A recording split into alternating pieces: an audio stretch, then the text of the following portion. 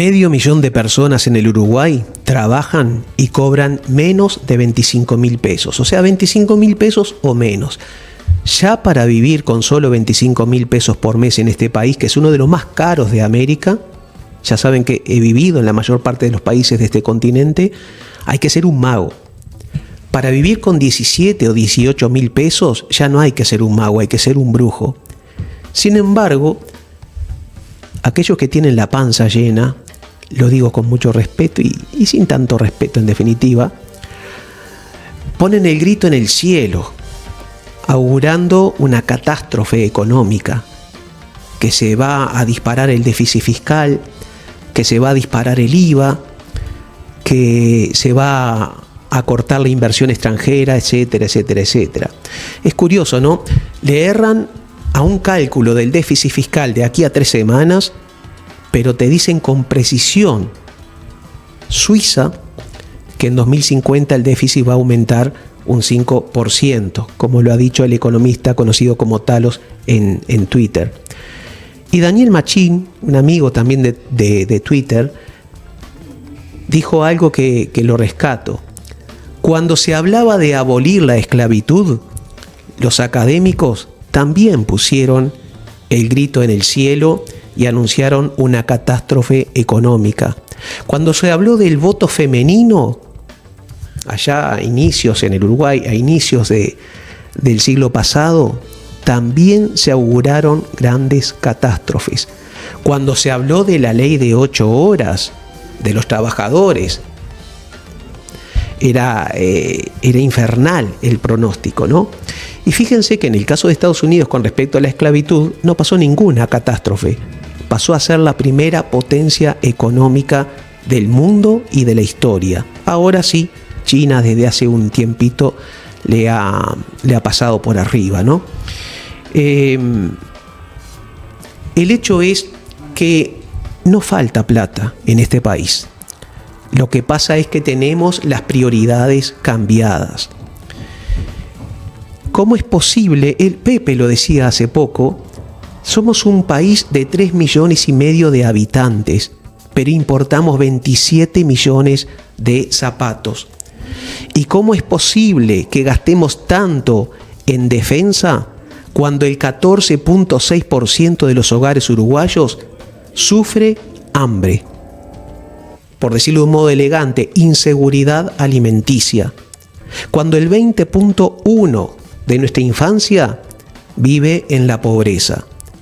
Cuando el exministro de Defensa, mejor dicho, Luis Lacalle Pou por intermedio de su ministro, tiró 25 millones de dólares a la basura comprando 2 Hércules destinados a chatarra en España, nadie se preguntó de dónde salía la plata, que en realidad salió el doble, porque hay que hacer inspecciones anuales, mantenimiento, comprar repuestos que son carísimos, más el combustible, en fin, muchísimo más caro.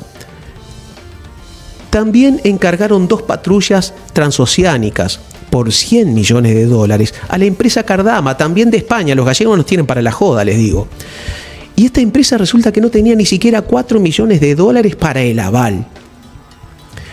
Se le encargarán a otro amigo de los amigos, pero van a tirar 100 millones de dólares a la basura.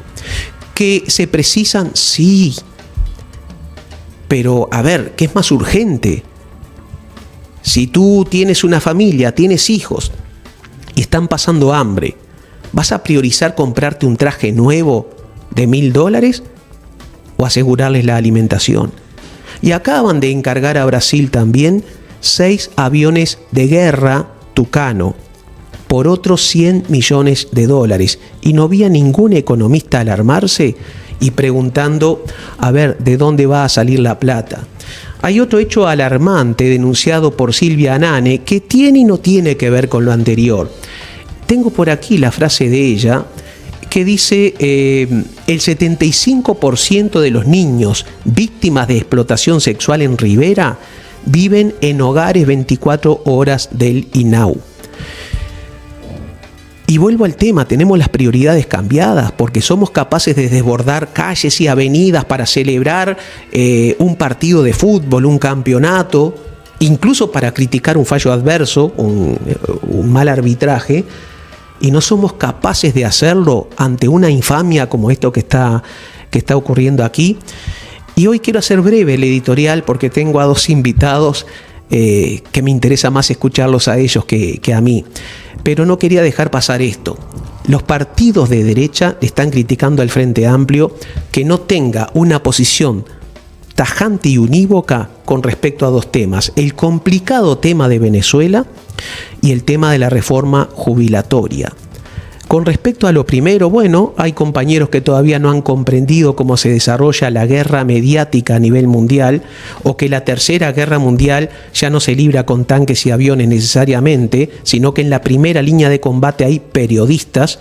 De eso vamos a hablar en profundidad en otro momento y quizá con los mismos invitados, me gustaría. Y con respecto a la reforma jubilatoria, miren, yo no voy a ser ministro de Economía, pero si el próximo presidente me pusiera a mí la motosierra al estilo Milei, pero con una diferencia muy grande, yo hago aparecer la plata. Solo que no haría lo de Milei pasando la motosierra en los planes sociales, abajo. Es pasarlo un poquitito arriba para que llueva hacia abajo, ¿vale?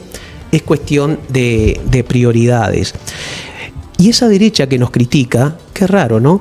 Porque no se pone de acuerdo con el tema del aborto. Por ejemplo, la candidata a la vicepresidencia de Cabildo Abierto está hablando de penalizar nuevamente la interrupción voluntaria del embarazo.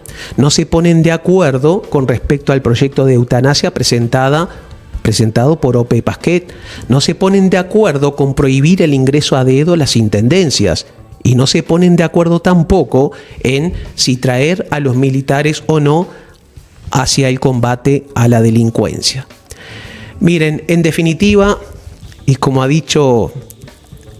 dice Federico Fasano, noticia es algo que alguien en alguna parte y por algún motivo no quiere que se sepa.